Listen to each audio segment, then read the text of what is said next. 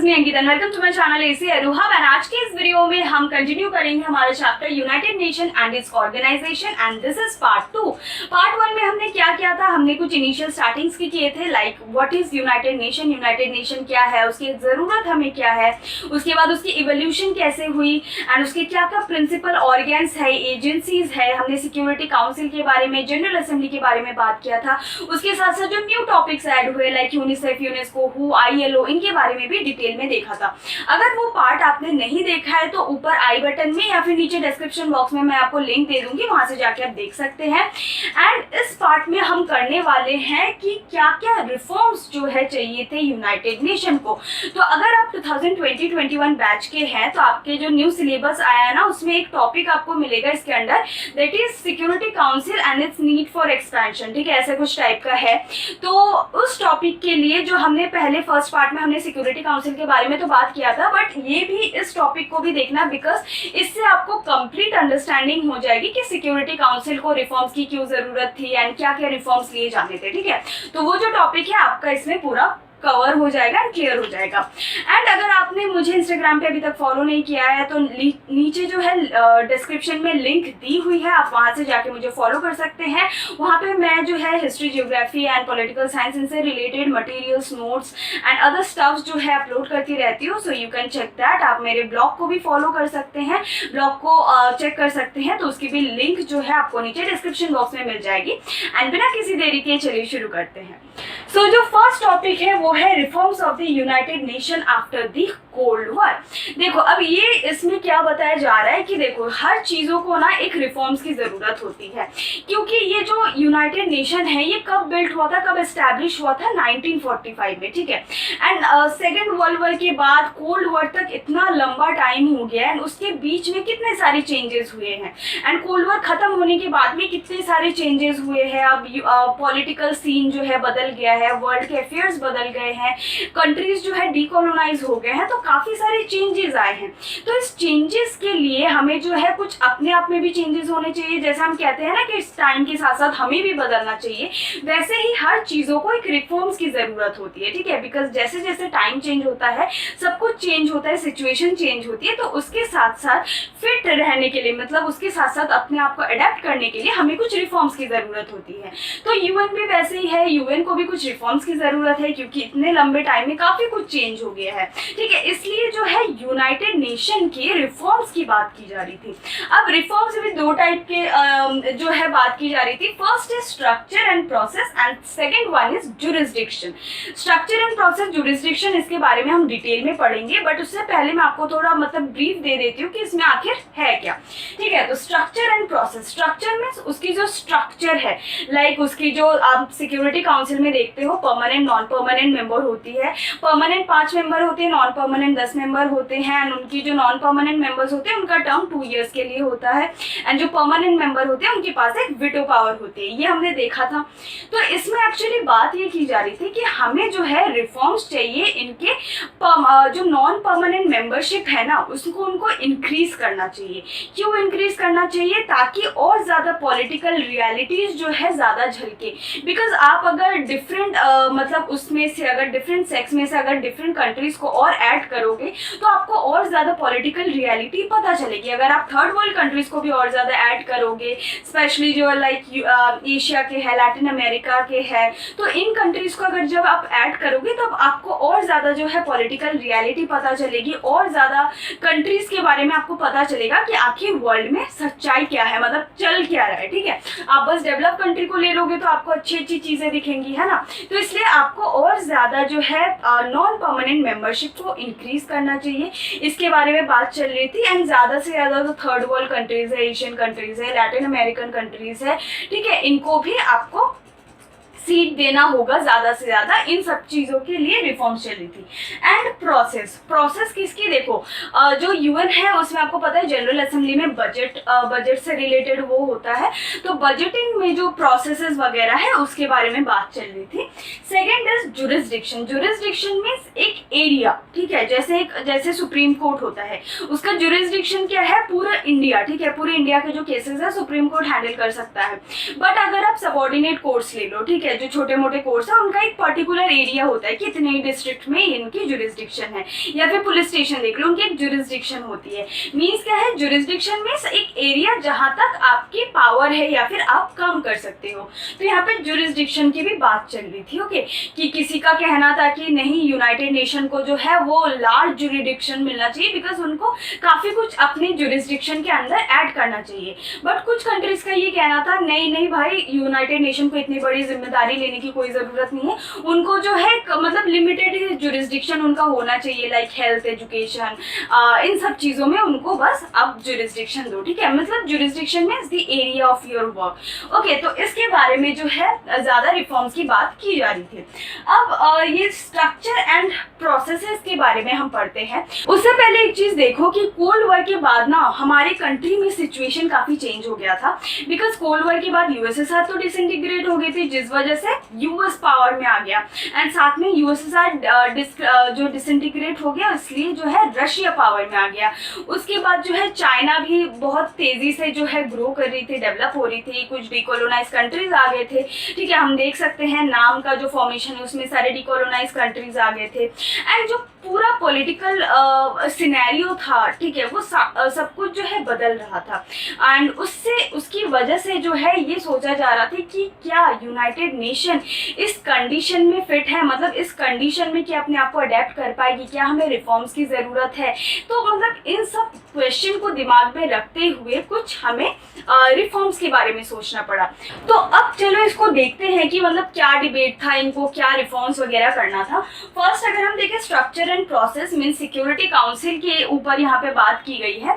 तो यहाँ पे 1992 में, ठीक है, कहाँ कब 1992 मीन्स एक साल बाद, आफ्टर कोल्ड वॉर एंड, उसके बाद जो एक साल बाद जो है एक रेजोल्यूशन लिया गया जिसमें ना 3 कंप्लेंट्स मिली। 3 कौन कौन से कंप्लेंट्स है देखो, security council no longer represent the contemporary political reality. सबको ये लगने लग रहा था कि ये जो सिक्योरिटी काउंसिल है अब बस डेवलप्ड कंट्रीज के जो इंटरेस्ट है इनको शो करती है, तो ये जो है पॉलिटिकल रियलिटी हमें नहीं दिखा रही, ठीक है। एक ये कंप्लेंट था। सेकंड कंप्लेंट ये था कि रिफ्लेक्ट वेस्टर्न वैल्यूज, ये वेस्टर्नाइज ज्यादा हो गया है, and lakhs equitable representation means इसमें इक्विटेबल रिप्रेजेंटेशन नहीं है, इक्वल रिप्रेजेंटेशन नहीं है।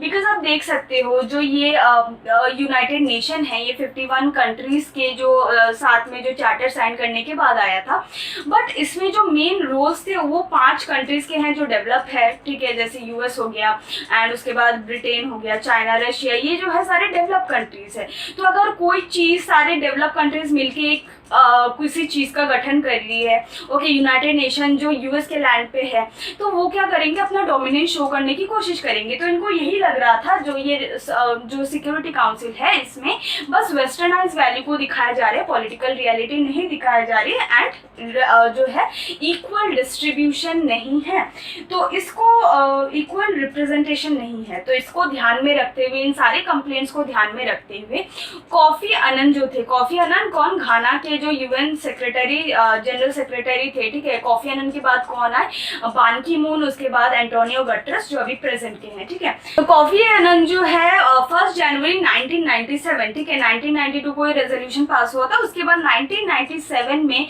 इन्होंने एक इंक्वायरी बिठाई कि कैसे हम इस यूएन को रिफॉर्म कर सकते हैं। अब देखो कुछ पॉइंट्स है, बहुत ज्यादा इंपॉर्टेंट है। अब अपना बुक खोल लो, पेज नंबर 89, ठीक है, आप यहाँ पे देख सकते हो पेज नंबर 89 में कुछ पॉइंट्स लिखे हैं, ठीक है, कि कैसे हम जो है सिक्योरिटी काउंसिल को रिप्रेजेंट कर सकते हैं।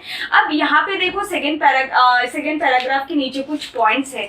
ये क्या रिप्रेजेंट करती है कि ये कुछ क्राइटेरियाज है कि अगर ये कोई कंट्री इन क्राइटेरियाज को पूरा करती है तब हम जाके जो है उसको एक नॉन परमानेंट मेंबर की सीट देंगे, ये वाली बात जो थी, ठीक है। तो कौन कौन से वो क्राइटेरियाज थे। फर्स्ट अब यहाँ पे देखो that a major economic power, वो जो कंट्री है उसके पास वो एक मेजर इकोनॉमिक पावर होनी चाहिए, ठीक है, इकोनॉमिकली वेल होनी चाहिए। Major military power, military well होनी चाहिए।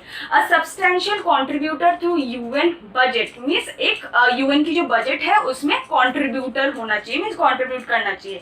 A big nation in terms of population, तो पॉपुलेशन के मामले में वो एक बिग नेशन होनी चाहिए। एंड उसके बाद जो है country, a nation that respect democracy, human right, ऐसी कंट्री जहाँ पे ह्यूमन राइट्स हो, डेमोक्रेसी हो। उसके बाद लास्ट है अ country that would make the council more representative in the world's diversity. And last जो criteria वो ये है कि वो country बहुत ज़्यादा मतलब diversity को represent करे, ठीक है. Diversity मतलब geographically and everything, ठीक है. Economic system, culture उनका diverse हो. तो ये कुछ criteria रखे गए थे जिसके according जो है वो new membership लेंगे या फिर new non permanent member लेंगे.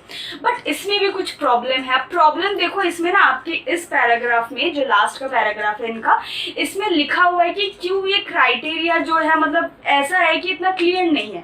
क्यों देखो, सो फर्स्ट लाइन क्या लिखी हुई है देखो, clearly each of this criteria has some validity, government saw some disadvantages. अब इन क्राइटेरिया में भी कुछ डिसएडवांटेज देखो कैसे. जो फर्स्ट है अ मेजर इकोनॉमिक पावर, इसमें ये तो मेंशन ही नहीं है कि इकोनॉमिक मतलब कितने इकोनॉमी होना चाहिए. आप इकोनॉमिक पावर मतलब क्या समझ रहे हो, ठीक है. मतलब एक वैल्यू नहीं है कि हाँ इतना अगर हो या फिर इससे ज्यादा आपके पास अगर इकोनॉमिक पावर हो, इतना ज्यादा जीडीपी हो तो आप जो है हमारे यहाँ पे नॉन परमानेंट मेंबर बन सकते हो. तो वैसा कुछ सच मेंशन ही नहीं था, क्लियरली कुछ मेंशन ही नहीं था कि यार मतलब इकोनॉमिक पावर मतलब आप कितना इकोनॉमिक पावर चाह रहे हो, ठीक है, कितना लार्ज कंट्री आप चाह रहे हो, ठीक है. तो इस वजह से यहाँ पे डिसएडवांटेज था कि क्या भाई. उसके बाद सेकंड है देखो मेजर मिलिट्री पावर. भाई कितना बड़ा मिलिट्री आपको चाहिए, आप ये तो बताओ, ठीक है. ये उन्होंने कुछ मेंशन नहीं किया, बस हाँ आपने बोल दिया कि इकोनॉमिक पावर होना चाहिए, मिलिट्री पावर होना चाहिए. तो एक हर एक कंट्री के लिए इकोनॉमिक कुछ अलग होगा, इकोनॉमिक पावर कुछ अलग होगा, ठीक है. आप अगर 100 रुपए को ज्यादा मानते हो तो कोई 100 रुपए को कम मानता होगा. तो ये सबके ऊपर डिपेंड करता है ना. तो आप इसको एक वैल्यू देना चाहिए कि उसके ऊपर दो या फिर इतने मिलिट्री पावर होने चाहिए, ये सब होना चाहिए. वो सब क्राइटेरिया कुछ नहीं था, इसलिए ज्यादातर कंट्रीज को ये क्राइटेरिया जो है प्रॉब्लमेटिक लग रहा था. उसके बाद देखो substantial contributor to UN budget. इसमें क्या बोला गया है कि what level of budget contribution would enable the state to buy its own into the council. कितना लेवल होना चाहिए आप ये तो बताओ. कि मतलब कोई 1 रुपया भी देके चला जाएगा तो क्या ये ना होगा कि वो हाँ वो कंट्रीब्यूट कर रहा है. ऐसा नहीं है. उन्होंने जो है ना उन्होंने कोई लेवल ही नहीं बताई, कोई रेंज ही नहीं दिया. उसके बाद देखो big nation in terms of population. अब इसमें ये बोला जा रहा है कि एक कंट्री जहाँ पे बहुत ज्यादा पॉपुलेशन हो उसको आप लोग अच्छा मानोगे या बुरा मानोगे, ठीक है. हम कह रहे हैं ना कि पॉपुलेशन कम करने के लिए लोग मेजर्स ले रहे कि गवर्नमेंट बहुत कुछ करे ताकि जो पॉपुलेशन है वो कम हो सके. आप लोग कह रहे हैं पॉपुलेशन के मामले में बड़ी कंट्री होना चाहिए. तो पॉपुलेशन जो है कंट्री में अच्छा माना जाएगा या बुरा माना जाएगा ये तो बताओ पहले. उसके बाद देखो क्या बोला गया, nation that represent democracy and human rights, ठीक है. ऐसे तो काफी कंट्रीज है जिन्होंने डेमोक्रेसी ह्यूमन राइट्स दे रखी है, बट इसका मतलब ये कि वो काउंसिल ऑफ मेंबर्स जो है मेंबर बनने के लिए क्वालिफाई कर जाते हैं, ठीक है. आप तो बताओ पहले कि मतलब क्या होना चाहिए. तो फर्दर ये कहा जा रहा है कि अगर आप ये बोल रहे हो कि हमारे यहाँ पे डाइवर्सिटी वगैरह होनी चाहिए तो इससे रिप्रेजेंटेशन का जो है इसका प्रॉब्लम कैसे आप सॉल्व करोगे. कि आप सब जो थर्ड वर्ल्ड कंट्रीज है या फिर डेवलपिंग कंट्रीज है like of Latin America, Asia, इनकी सबकी कंट्रीज को जो है आप एक एक सीट दोगे. तो मतलब ये कैसे रिजॉल्व आप करोगे इन सारे मतलब क्राइटेरिया से जो उन्होंने दिया है, ठीक है. इसको लेके काफी ज्यादा डिबेटेड है. इसलिए लोग जो है ये कह रहे हैं कि मतलब ये मतलब डिसएडवांटेजेस है या फिर क्रिटिकल है थोड़ा सा, बिकॉज ये जो क्राइटेरिया इन्होंने दिया है इसका कोई जो है क्लियर कट इसमें कुछ बताया नहीं गया है, ठीक है. तो इस वजह से कहा जा रहा है कि अगर आपको रिप्रेजेंटेशन जियोग्राफी के बेसिस पे, कल्चर के बेसिस पे देना है तो व्हाई नॉट इकोनॉमिक डेवलपमेंट. जो कंट्री इकोनॉमिकली बहुत ज्यादा डेवलपमेंट है उसके आधार पर आप क्यों नहीं दे रहे हो, ठीक है. बस कल्चरली और जियोग्राफिकली क्यों दे रहे हो. तो ये सारी बातें जो है आ रही थी. उसके बाद और भी कुछ जो है इसमें डिबेट चल रहे थे लाइक जो वीटो पावर है, ठीक है. वीटो पावर को लेकर भी चल रहा था. जो परमानेंट मेंबर के पास जो वीटो की पावर होती है, वीटो पावर क्या होता है मैं थोड़ी देर बाद में समझाती हूँ. वीटो पावर की जो वीटो पावर जो है 5 परमानेंट मेंबर के पास वो भी हट जाने चाहिए, ठीक है. मतलब ये क्या कर रही है ना, ये एक सॉवरेनिटी एंड डेमोक्रेसी जो है यूनाइटेड नेशन की उसको हार्म कर रही है. तो इस वजह से जो है इस सॉवरेनिटी को एंड ये डेमोक्रेसी को मेंटेन रखने के लिए, इक्वालिटी को मेंटेन रखने के लिए हमें जो है ये वीटो पावर भी हटा देना चाहिए, ये कुछ का मानना था. तो अब देखो क्या हुआ कि सेकेंड वर्ल्ड वॉर के बाद ना एक्चुअली जब एक यूनाइटेड नेशन बनाया गया तो 5 permanent members and 10 non permanent members रखे गए सिक्योरिटी काउंसिल में. 5 permanent member US, UK, China and जो है फ्रांस, ब्रिटेन, ये थे. एंड इनके पास एक वीटो पावर दिया गया था. जो नॉन परमानेंट मेंबर है वो 2 साल के लिए आते थे. एंड नॉन परमानेंट मेंबर मतलब इनका टर्म पूरा होने के बाद मीन्स 2 साल पूरे होने के बाद ये फिर से दोबारा जो है री इलेक्ट नहीं हो सकते. उसके लिए टाइम के बाद कुछ टाइम के बाद जाके फिर होंगे, ठीक है, इमीडिएटली नहीं हो सकते थे। तो ये था पहले। एंड वीटो पावर क्या है, देखो कोई भी जब कोई डिसीजन वगैरह लिया जाता है, ठीक है, तो 5 जो परमानेंट मेंबर्स थे पहले जिन्होंने इसको एस्टैब्लिश किया था, एंड 5 जो परमानेंट मेंबर्स थे इनको एक पावर मिला था, that is of veto. Means सबके पास यूएन के वहां पे सबके पास एक वोट होता है, ठीक है, जिसके थ्रू वो वोट करते हैं। हर एक वोट की वैल्यू जो है वो 1 होती है। मींस आप अगर वोट कर रहे हो किसी के लिए तो वो 1 माना जाएगा, ठीक है। एंड जो कुछ परमानेंट मेंबर है उनके पास एक नेगेटिव वोट होता है, that is called veto. Means मान लो कोई केस आ गया, जैसे इंडिया एंड पाकिस्तान को लेकर जो मुद्दे चलते हैं, इश्यूज चलते हैं, वो जब यूएन में जाते हैं तो मान लो 5 में से 4 ने हाँ बोल दिया, ठीक है, हाँ इस इशू को लेकर हम पाकिस्तान को जो है ब्लैकलिस्ट करेंगे, ठीक है, 4 ने हाँ बोल दिया। चाइना ने वहां पे वीटो लगा के नो बोल दिया, ठीक है, तो उसमें क्या होगा, नो होगा, उस डिसीजन को नो होगा।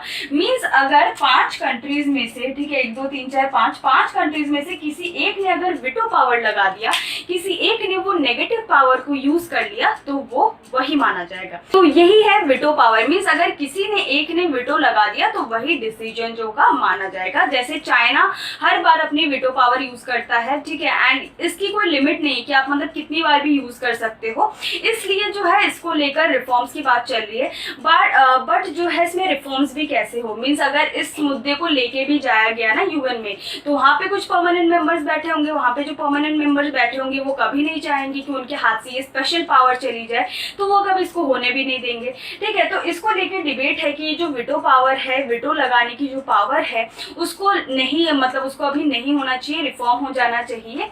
बट वो होना बहुत ज़्यादा इम्पॉसिबल है, बिकॉज परमानेंट मेंबर तो इस पे कभी राजी होंगे नहीं, ठीक है, इसलिए वीटो पावर के रिफॉर्म्स की बात की गई, but it's not so much useful. तो that is all about the structure and processes. I hope it's clear. उसके बाद बात करते हैं हम जुरिस्डिक्शन की, ठीक है। तो यूएन के 60th एनिवर्सरी मीन 60 साल पूरे होने के बाद जो है इन्होंने 60th एनिवर्सरी में जो सारे स्टेट्स थे, सारे मेंबर स्टेट्स थे यूएन के, वो सारे मिले थे, मीन्स एक मीटिंग वगैरह हुई थी।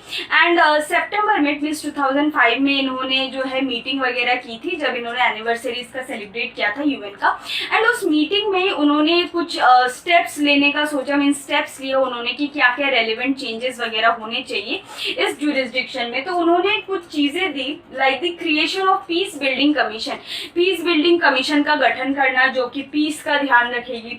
सेकेंड है acceptance of responsibility of international community in case of failure of national government. Means अगर कोई नेशनल गवर्नमेंट, किसी कंट्री में कोई गवर्नमेंट जो है फेल हो गया, तो उसकी कंट्री कौन लेगा, उसकी रिस्पॉन्सिबिलिटी कौन लेगा, दैट इज इंटरनेशनल कम्युनिटी जो है उसकी यूएन की जो है उसमें ध्यान रखेगी। तो सेकंड पॉइंट है acceptance of responsibility of the international community in case of failure of national government. Means अगर कोई भी कंट्री में जो है नेशनल गवर्नमेंट जो है उनका गवर्नमेंट अगर फेल हो जाता है, तो उस कंट्री की जो रिस्पॉन्सिबिलिटी है कौन लेगा, यूनाइटेड नेशन, ठीक है। Responsibility of that international community will be taken by UN, ये बात की गई थी। थर्ड है establishment of human rights council, human rights council का गठन करना। Agreements to achieve MDGs means millennial development goals जो है उसको अचीव करना। उसके बाद कंडेंशन ऑफ टेररिज्म, टेररिज्म को खत्म करने का। And creation of democracy fund, democracy एक फंड क्रिएट करने के लिए उन्होंने सोचा था। And agreements to wind up this trusteeship council, trusteeship council जिसका काम पूरा हो चुका था, पहले ये ट्रस्टीशिप काउंसिल भी था, उसको वाइंड अप करने का जो है सोचा गया था, ठीक है। तो ये सारे जो स्टेप्स है, ये जो सारे जो पॉइंट्स है, ये लिए गए थे उस मीटिंग में। अब देखो इन सारे पॉइंट्स को लेकर भी जो था ना क्रिटिक्स इतना दिया गया था, ठीक है। जैसे हमने स्ट्रक्चर में देखा कितने सारे क्रिटिक्स थे हर एक पॉइंट के लिए, इसमें भी जो है क्रिटिक्स दिए गए थे। लाइक फर्स्ट आप देख लो, ये जो है creation of peace building commission. तो ये बोला गया था कि एक्चुअली पीस बिल्डिंग कमीशन जो है वो करेगी क्या, ठीक है, मतलब उसका काम क्या होगा, एंड वो रेलिवेंट है भी कि नहीं। तो ये पीस बिल्डिंग कमीशन का काम क्या है, ये इसकी जरूरत क्यों है। उसके बाद जो ये ये सेकंड पॉइंट है एक्सेप्टेंस ऑफ रिस्पॉन्सिबिलिटी वाला। इसमें भी एक क्रिटिक्स ये दिया गया था कि ये पूरे वर्ल्ड में जो है इतने सारे कॉन्फ्लिक्ट चलते रहते हैं कि क्या ये यूनाइटेड नेशन हर एक स्टेट का या फिर कंट्री का जिम्मेदारी ले पाएगी, एंड क्या ये सही होगा हर एक कंट्री के मैटर में जाके इंटरवीन करना, ठीक है, एंड ये क्या पॉसिबल है, इन सारी चीज़ों पे बोला गया था। उसके बाद जो थर्ड पॉइंट है establishment of human rights council. Human rights क्या होता है, कितने लेवल तक आप जो है ह्यूमन राइट्स को डिफाइन करते हो, ठीक है, मतलब एक डेफिनेशन क्या होता है ह्यूमन राइट्स का, आपके हिसाब से लेवल क्या होती है कि इस लेवल पे जाकर आप कह सकते हो कि हाँ ह्यूमन राइट का वायलेशन हो रहा है, ठीक है, तो उसको भी डिफाइन करना होता है, तो वो क्या है, ओके। उसके बाद है agreements to achieve MDGs means millennial development goals. तो अभी आपने देखा होगा अभी मतलब कितने सारे कंट्रीज अभी तक डेवलपिंग है, कितने ज़्यादा अंडर डेवलप्ड कंट्री है, तो क्या इस हालत में आप मिलेनियल डेवलपमेंट गोल्स को कितने दूर तक जो है आप इसको कंप्लीट कर पाओगे या फिर अचीव कर पाओगे, ठीक है, मीन्स क्या ये पॉसिबल है, बिकॉज अभी कितनी सारी कंट्रीज डेवलपिंग है, अंडर डेवलप्ड है, तो क्या इस स्टेज में जो है मिलेनियल डेवलपमेंट गोल्स को अचीव करना पॉसिबल है। उसके बाद है कंडेम्पशन ऑफ टेररिज्म। आखिर टेररिज्म है क्या, एक कंप्लीट जो डेफिनेशन है व्हाट इज टेररिज्म, उसमें सहमति बनाना कि अभी तक हो पाया कि हाँ यही टेररिज्म है, आप इसको टेररिज्म घोषित कर सकते हो। एंड उसके बाद जो है last point that is creation of democracy fund. तो यहाँ पे ये बोला गया है कि ये जो फंड होगा उससे यूनाइटेड नेशन डेमोक्रेसी को कैसे प्रमोट करेगी, ठीक है, ये भी तो बताओ कैसे आप प्रमोट करोगे। तो इन सब पॉइंट्स को लेकर ना क्रिटिक्स भी दिए गए, हर एक पॉइंट के लिए क्रिटिक्स दिया गया कि ये अगर करोगे तो इसका मतलब क्या होगा, मतलब इसका फायदा क्या होगा या फिर ये कैसे होगा, इन सब पे क्वेश्चन किया गया है। तो फर्स्ट हमने ये देखा स्ट्रक्चर, जहाँ पे हर एक पॉइंट के बेसिस पे कि मिलिट्री, इकोनॉमिक, इन सारी चीजों पे क्वेश्चन किया गया, क्रिटिक्स दिए गए। जुरिस्डिक्शन में भी वही हुआ, जो भी पॉइंट्स इन्होंने लिए इसमें जो है क्रिटिक्स दिए गए। So that is all about the reforms वाला part and this is all about the part 2। So last में जो दो इंडिया के रिलेटेड पॉइंट्स दिए हुए हैं, India and relation of this UN reforms वाला, वो इस न्यू सिलेबस के लिए इतना इंपॉर्टेंट नहीं है, अगर वो बाद में फर्दर ऐड होता है तो I will make a separate video on that. Till then this is for the part 2। I hope you find this video good. अगर वीडियो अच्छा लगा तो यार प्लीज लाइक कर देना, चैनल को सब्सक्राइब कर देना, एंड कोई भी डाउट है तो आप नीचे कमेंट सेक्शन में लिख सकते हैं। वीडियो कैसा लगा वो नीचे बताओ, and till then thanks for watching.